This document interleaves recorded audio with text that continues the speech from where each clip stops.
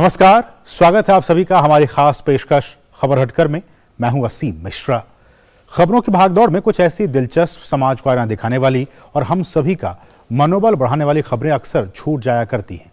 इसलिए हम ये खास कार्यक्रम आपके लिए लेकर आए हैं। तो चलिए तैयार हो जाइए अगले आधे घंटे तक लीक से हटकर कुछ ऐसी खबरों को देखने के लिए। लेकिन शुरुआत करते हैं हेडलाइंस के साथ। जगन्नाथ रथ यात्रा की तैयारियां जोरों पर। रायपुर में नए रथ पर भगवान को विराजमान करने की चल रही है तैयारियां। सेवा भाव से किया जा रहा है रथ का निर्माण। 20 जून को निकाली जाएगी रथ यात्रा। अब ट्रेन में बिना सफर किए उठाएं स्वादिष्ट भोजन का लुत्फ। बरेली में खुला द रेल कैफे। कैफे में 80 से अधिक लोगों के एक साथ बैठने की सुविधा। पुराने रेल कोच से तैयार किया गया है कैफे।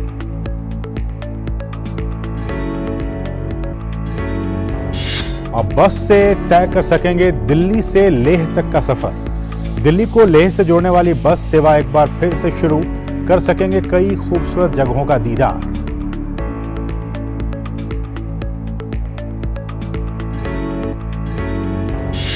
चित्रकार वाणी चंद्रशेखर प्रकृति के साथ अपने अनुराग को रंगों के माध्यम से कर रही हैं बयां।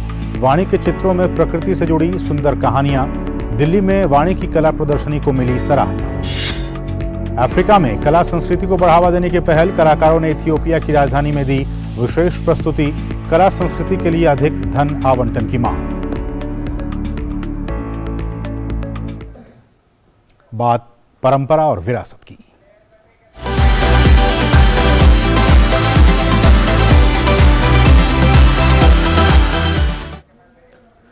ओडिशा के पुरी में हर साल भगवान जगन्नाथ रथ यात्रा बड़े धूमधाम से निकाली जाती है। आगामी 20 जून को रथ यात्रा निकाली जाएगी। रथ यात्रा को लेकर झारखंड की राजधानी रांची में भी तैयारियां जोरों पर हैं। रायपुर में जगन्नाथपुरी की तरह 3 रथ बनाए जा रहे हैं। बड़े, बुजुर्ग और बच्चे सभी रथ निर्माण कार्य में पूरे उत्साह के साथ शामिल हैं।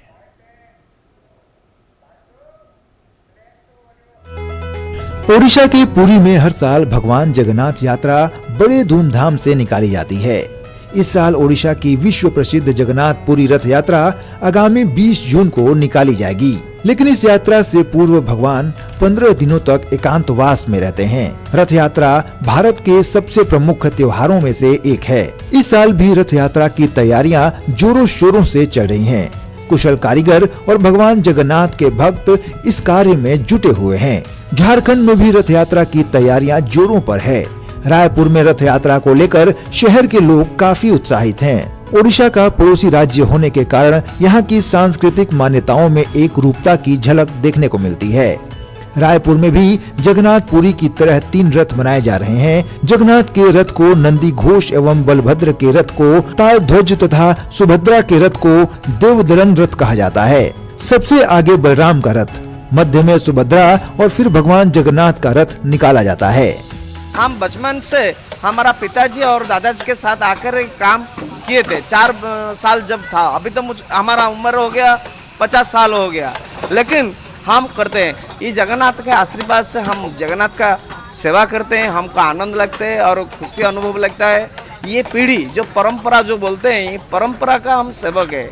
ये सदियों पुराना है। जब से जगन्नाथ जी तभी से ये रथ का काम बन रहा है। ये सब पारंपरिक हाथ हथियार से बनाए थे। कोई भी मशीनरी यहाँ से यूज नहीं होता।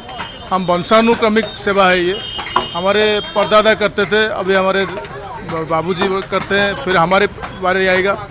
मैं यहाँ पर काम सीखने आता हूँ और देखकर काम करता हूँ। मेरे पिताजी करते हैं, मैं देखता हूँ और सीखकर करता हूँ।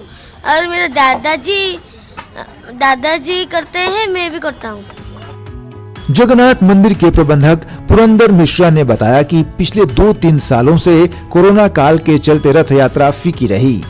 इसके लिए इस साल रथ यात्रा को भव्य बनाने का प्रयास किया जा रहा है। 20 जून को बड़े धूमधाम से रथ यात्रा निकाली जाएगी। इस साल रथ को नए स्वरूप में तैयार किया जा रहा है, जिसकी शुरुआत कर दी गई है। बड़े धूमधाम से 20 जून को रथ यात्रा 12 बजे से मनाया जाएगा। वैसे प्रातः से पूजा पाठ हवन इत्यादि सब होएगा। और इस समय रथ यात्रा को एक नए स्वरूप में नए रथ यात्रा बनाकर करेंगे। भगवान के लिए हम 3 रथ बनाते हैं। जगन्नाथ जी के अलग रथ रहता है, बलभद्र के लिए और सुभद्रा माता के लिए। जिस तरह पुरी में 3 रथ बनाए जाते हैं, उसी तरह से छत्तीसगढ़ की राजधानी में भी 3 रथ बनाए जाते हैं। भगवान श्री जगन्नाथ की पावन रथ यात्रा के लिए रथ निर्माण का कार्य भी उतना ही पुराना है जितना कि रथ यात्रा। खास बात यह है कि रथ निर्माण का काम सेवा भाव से किया जाता है और लोग पीढ़ी दर पीढ़ी इस परंपरा का निर्वहन करते आ रहे हैं। बड़े बुजुर्ग और बच्चे सभी रथ निर्माण कार्य में पूरे उत्साह से शामिल होते हैं। Bureau report, DD news. तो ये जो रथ का निर्माण कार्य हो रहा है वो झारखंड की राजधानी रांची में नहीं बल्कि छत्तीसगढ़ की राजधानी जो रायपुर है वहाँ पे तीनों भगवान हैं उनके लिए रथों का निर्माण कार्य चल रहा है। आपने ये स्टोरी देखी। बढ़ेंगे आगे और बात करेंगे आपका शहर आपके गांव की।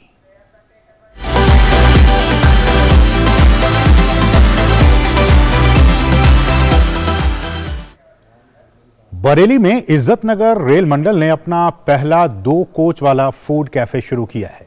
इस कैफे को पुराने रेल कोच से तैयार किया गया है जिसमें 80 लोग एक साथ बैठ सकते हैं। कैसे, देखते हैं इस रिपोर्ट में।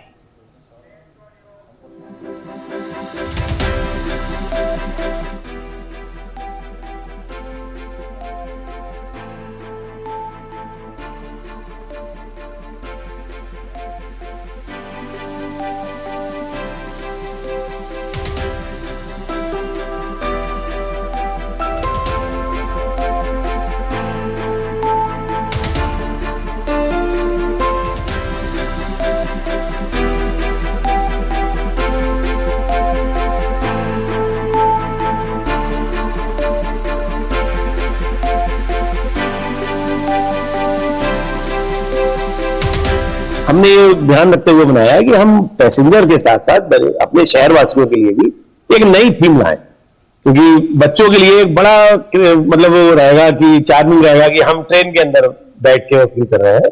जैसा कि आप देख रहे होंगे कि प्लेटफॉर्म नंबर 1 पे हमारा ये है, तो जब 1 नंबर प्लेटफॉर्म से गाड़ी निकलती है तो यही फील होता है कि हमारे ही कोच में हम जब बैठे हैं तो हमारे ही ट्रेन बंद करेंगे।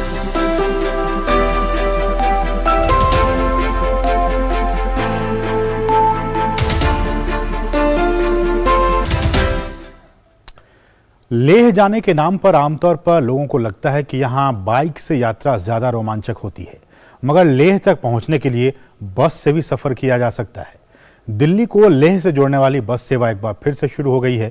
यात्रा के दौरान बस हिमाचल और लद्दाख की खूबसूरत वादियों से होकर गुजरेगी।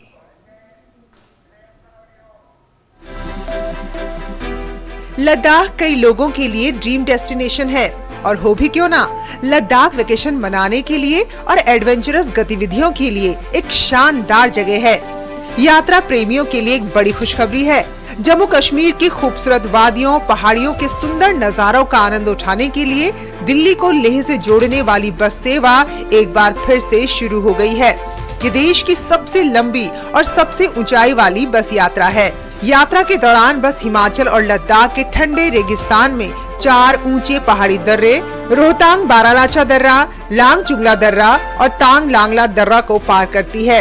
इस बस सेवा के शुरू हो जाने से यात्री बेहद खुश हैं। इस बस सेवा को हिमाचल सड़क परिवहन निगम द्वारा संचालित किया जाता है। हिमाचल सड़क परिवहन निगम के रीजनल मैनेजर ने बताया कि इस रोमांच से भरे सफर के लिए आपको मात्र 1736 रुपए चुकाने होंगे। 8 जून से हम इस बस सर्विस को स्टार्ट कर रहे हैं। ये जो टोटल सफर है इसका, ये 1026 किलोमीटर रहेगा। इसका किराया जो है 1736 रुपए रहने वाला है। ये जो बस है ये इसमें 3 ड्राइवर्स बदलेंगे। एक जो है वो बस को लेह से किलोंग लाएगा, दूसरा किलोंग से बिलासपुर और तीसरा बिलासपुर से दिल्ली तक ले जाएगा। तो इस प्रकार इसका सफर रहने वाला है। ये 3 ऊंचे टॉप्स बारालाचा, तंगलंगला, नकीला, इन टॉप से होके गुजरेगी और हम काफी होपफुल हैं कि जो पैसेंजर्स के लिए बहुत राहत वाली खबर होगी। पिछले 9 महीने से ये बस सेवा बंद चल रही थी, जिसके कारण दिल्ली से लेह के आवागमन में भी लोगों को खासी दिक्कतों का सामना करना पड़ रहा था। अब इस सेवा को फिर से शुरू कर दिया गया है। ये बस दिल्ली वासियों को हिमाचल प्रदेश के पर्यटन स्थल मनाली के रास्ते लेह तक पहुंचाएगी। और अब बात ज्ञान और विज्ञान की।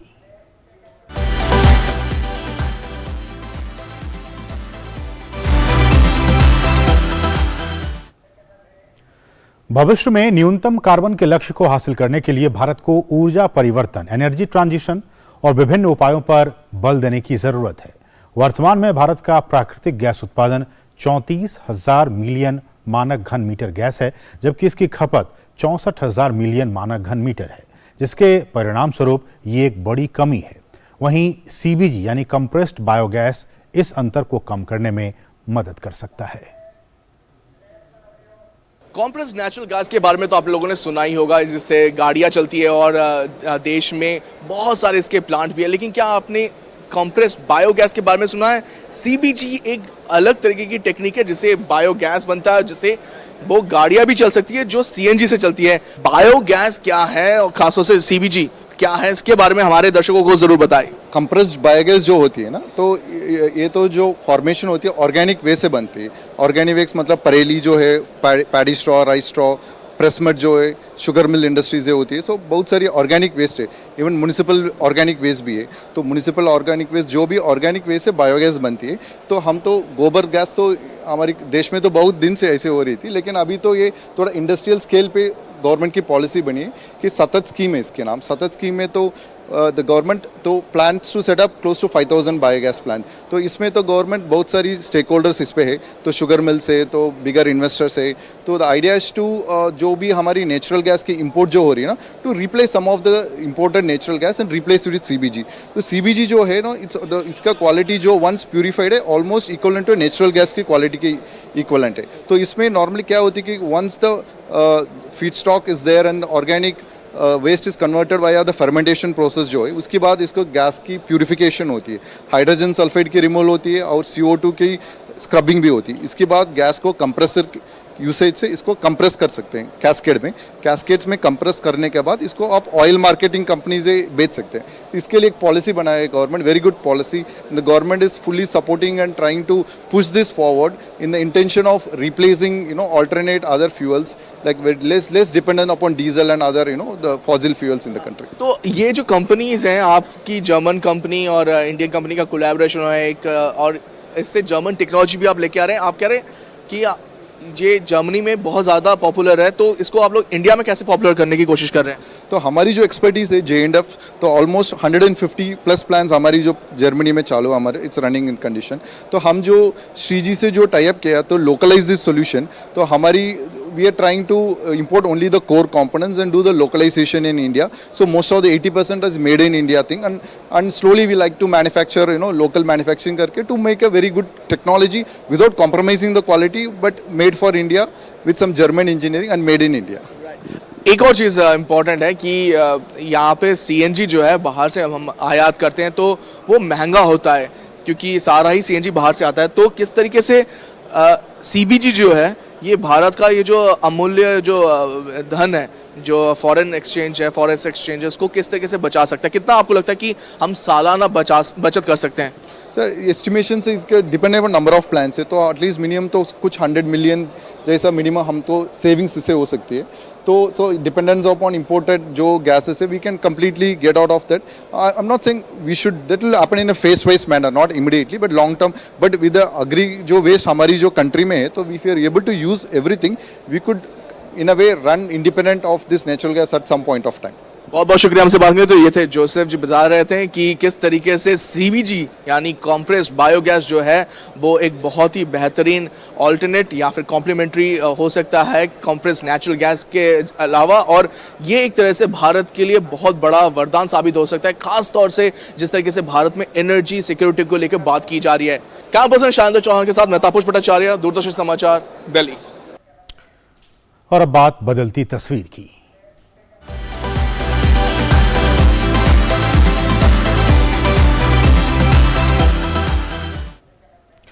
कश्मीर को धरती का जन्नत कहा जाता है। इस जन्नत को हसीन बारामूला जिले में स्थित गुलमर्ग बनाता है।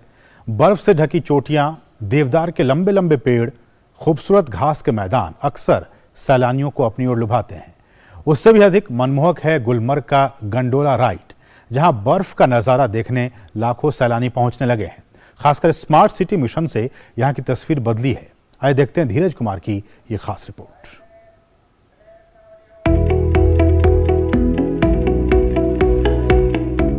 बर्फ से ढकी चोटियां, देवदार के लंबे लंबे पेड़, खूबसूरत घास के मैदान, हरी वादियां, ये घाटियों का ताज गुलमर्ग है। बर्फ की सफेद चादर से लिपटे यहाँ की हसीन वादियों को निहारने और बर्फ का लुत्फ उठाने रोजाना हजारों पर्यटक यहाँ पहुंच रहे हैं। बीते सालों से यहाँ पर्यटकों की आवाजाही खूब बढ़ी है। कश्मीर एक्चुअल में जो बोलते हैं ना, हमने सुना था केवल, पर आज कश्मीर देखने के बाद ऐसा लगता है हाँ कश्मीर है तो भाई दिलों का राज, और जो स्वर्ग कहा जाता है वास्तव में स्वर्ग। इतना सुंदर वातावरण, इतना अच्छा एनवायरनमेंट, लोगों की आवाज़ इतनी मीठी है, जैसा पानी खिलखिला रहा है वैसी आवाज़ बहुत अच्छी है। बात करने का मन कर रहा है कि आप और उनसे बात करो, जानो इस जगह के बारे में। गुलमर्ग घूमने आए और गंडोला की सवारी नहीं की तो यहाँ क्या खाक गुलमर्ग घूमा। गंडोला की सवारी करना और ऊंचाई से बर्फ से ढकी खूबसूरत वादियों का दीदार करना किसी स्वर्ग की यात्रा से कमतर नहीं है। कश्मीर बहुत ही सुंदर है, जो कहते हैं ना कि पैराडाइज है इंडिया का, वैसा ही है। हम इंडिया वालों ने यहाँ जरूर एक बार आना चाहिए। It's amazing. दोनों गोंडोला राइड्स किए हमने एंड वहाँ पे ऊपर बहुत अच्छा स्नो मिला एंड बहुत सब स्नो बोर्डिंग वगैरह किया। आपको भी जरूर करना चाहिए। जो टेक्नोलॉजी से बनाया गया है ना, इतना हाइट तक जो पहुंचना without a hitch, hats off to the Indian government. बर्फ की चादर से ढकी वादियों तक पहुंचने का माध्यम गंडोला है। गंडोला के पहले चरण की शुरुआत 1998 में हुई थी और दूसरे चरण का काम साल 2005 में पूरा हुआ। कहा जाता है कि यह एशिया का सबसे ऊंचा और लंबा रोपवे है, जो समुद्र तल से 13,500 की ऊंचाई पर पहाड़ों की सैर कराता है, जहां आप सीधे बर्फ की चादर तक पहुंचते हैं और ठंड के साथ बर्फ की ढलान पर स्कीइंग का मजा उठाते हैं। इस साल तो माशाल्लाह टूरिस्ट बहुत यहाँ पर आ रहे हैं, और टूरिस्ट कम से कम गुलमर्ग अर्ली डे, अगर टूरिस्ट की बात करें 10,000 टूरिस्ट अर्ली डे आते हैं, मगर सब लोग कोशिश करते हैं हम गंडोला जाएंगे तो, मगर टिकट तो लिमिटेड होते हैं। तो फेज़ 1 जब जिनका टिकट होते हैं वो जब फेज़ 1 पहुँचते हैं वो बोलते हैं हमारे पास क्यों नहीं सेकंड फेज़ का टिकट है, क्योंकि सेकंड फेज़ का ओनली फॉर 1800 टिकट इशू करते हैं। तो सेकंड फेज़ 13,500 फीट है, तो अगर आगे तक भी जाएंगे तो 14,000 फीट तक हो जाते हैं सेकंड फेज राइड, और वहां पर रोज होते हैं बर्फ, नया नया बर्फ होते हैं। बीते सालों से जब से घाटी में अमन लौटा है, खासकर G20 की बैठक और स्मार्ट सिटी मिशन से यहाँ के विकास कार्यों को तेजी मिली है। हमारा इम्पोर्टेंट यही रहा कि जैसे टंगमर्ग में जितने भी पार्क्स वगैरह थे हमारे, वो पूरा एकदम से डैमेज थे, अच्छे तरीके से नहीं थे उनका पार्क्स। उनका डेवलपमेंट हमने देखा, जिसमें हमने कंस्ट्रक्शन ऑफ वॉल्स वगैरह किया, चिल्ड्रन पार्क्स वगैरह एस्टैब्लिश किए, सो दैट एक अट्रैक्शन डेवलप होगी लोगों की तरफ से। तो लोगों का जितना ज़्यादा अच्छा टंगमर्ग या ब्यूटीफुल टंगमर्ग होगा तो लोग ज़्यादा से ज़्यादा जाएंगे, और इसी को once the people will reach to the Tangmarg they will go to the Gulmarg also. आम कहावत है कि मुंबई का फैशन और गुलमर्ग के मौसम का आनंद ही अलग है। अगर आप पहाड़ों की सैर के शौकीन हैं, तो एक बार गुलमर्ग में गंडोला का आनंद जरूर उठाएं। धीरज कुमार, डीडी न्यूज। आप हमारे पीछे देख सकते हैं, इस बर्फ का दर्शन करने, इस बर्फ से खेलने के लिए भारी संख्या में सैलानी यहाँ जुट रहे हैं, और ऐसा कहा जा रहा है कि बीते 2-3 सालों में यहाँ सैलानियों की संख्या में काफ़ी इजाफा हुआ है। कैमरामैन आनंद कुमार के साथ धीरज कुमार, डीडी न्यूज़, गुलमर्ग। रुके एक छोटे से ब्रेक के लिए। अर्जुन, 10th में you made us really proud. अब आगे क्या सोचा है? पापा, मैंने IIT जाना है और इंजीनियर बनना है। थिंक IIT, थिंक विद्या मंदिर।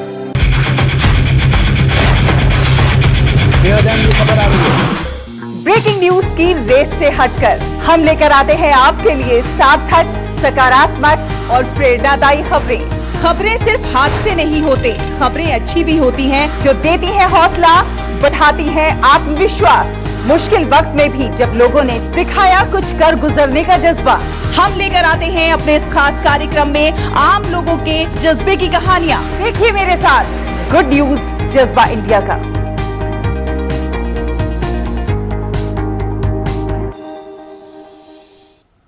जहां चाह वहां राह, इस कहावत को सच साबित करती आइए ये खबर देखते हैं।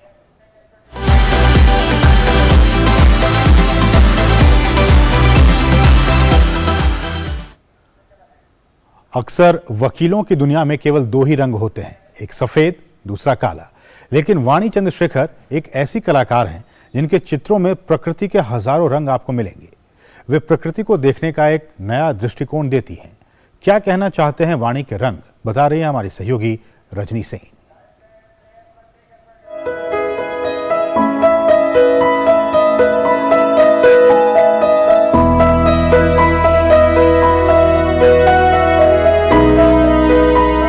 कलाकार की अंतर यात्रा का सफर जब कैनवस पर उतरता है तो हर किसी को उस पे अपनी जिंदगी की कहानी नजर आती है। वाणी चंद्रशेखर एक ऐसे ही कलाकार हैं जिन्हें बंधन में बंधना पसंद नहीं है, बिल्कुल प्रकृति की तरह।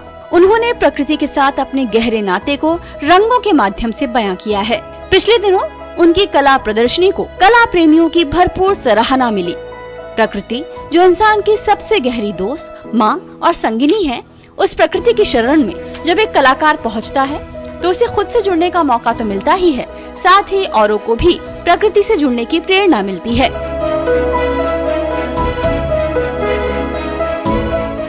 प्रकृति और हमारे जीवन के बीच ऐसा कोई अग्रीमेंट लेन देन का नहीं है।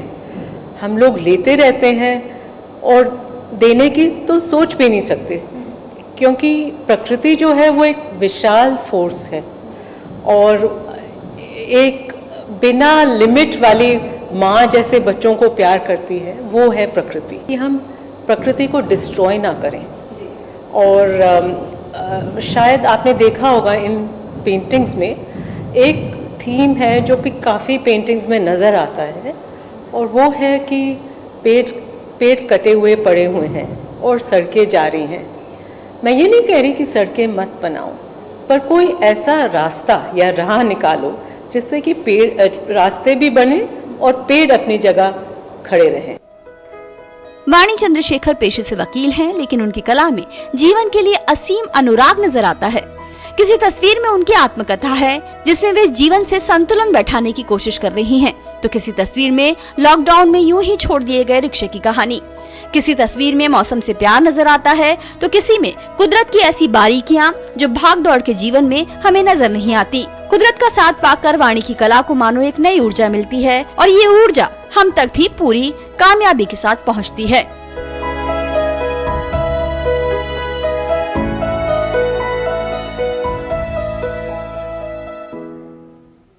और अब बायोस्कोप की बातें।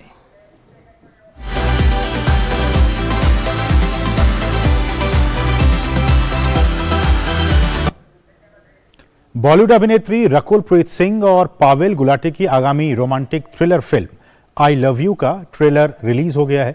इस फिल्म को ओटीटी प्लेटफॉर्म जियो सिनेमा पर रिलीज किया जाएगा, जिसमें रकुल और पावेल के अलावा फिल्म में अक्षय ओबेरॉय और किरण कुमार भी अहम भूमिकाओं में हैं। ये फिल्म 16 जून को जियो सिनेमा पर रिलीज होगी। फिल्म ट्रेलर ने दर्शकों की उत्सुकता को बढ़ा दिया है। And just when I was about to give up, love caught me by surprise. एकदम, अचानक, full power.